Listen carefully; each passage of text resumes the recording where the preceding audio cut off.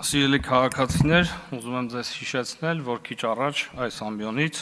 Ազգային ժողովի պատգամավոր Գառնիկ Դանելյանը հնչեցնում էր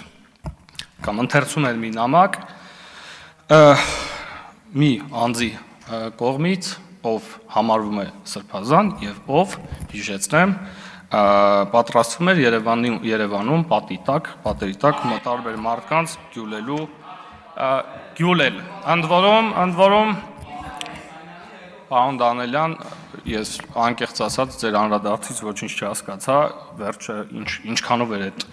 այդ մասով հերքում կամ հերքում էր արդյոք թե ոչ, ընդամենը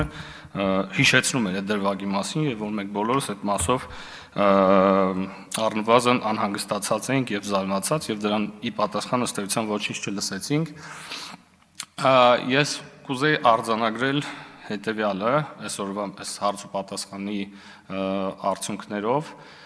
որ չնայած որոշ անհատական ելույթների, որոնք ըստ էության բովանդակային էին, չնայած եւ մշտապես գրեթե բոլոր դեպքերում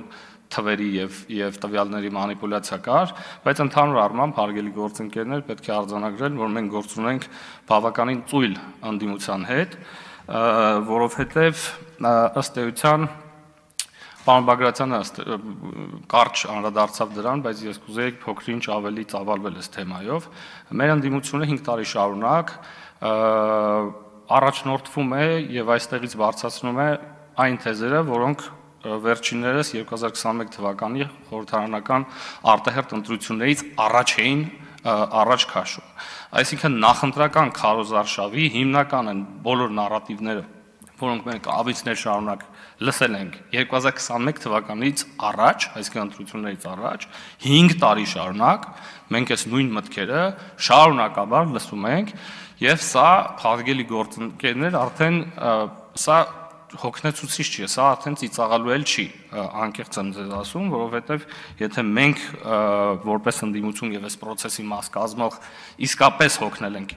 այս թեմաներից, ես պատկերացնում եմ մեր քաղաքացիները ինչ տխուր տեսարանների են արժանանում դիտելով այս նիստերը։ Ես մեկ օրինակի ուզում եմ անդրադառնալ, Տիկին Գյուլյանը խոսում է այն մասին, որ մենք բարբերաբար եւ հետեւողականորեն ստում ենք եւ խաբում ենք մեր քաղաքացիներով, օրինակ բերելով 300 դպրոցի ուրեմն ծրագիրը եւ ասելով, որ այս պայդրությամբ կա 54 դպրոց շահագործման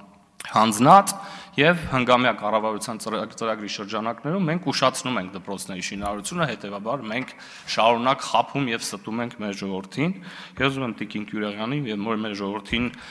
եւս հիշեցնել եւ վստահեցնել, որ մինչեւ 2026 թվականի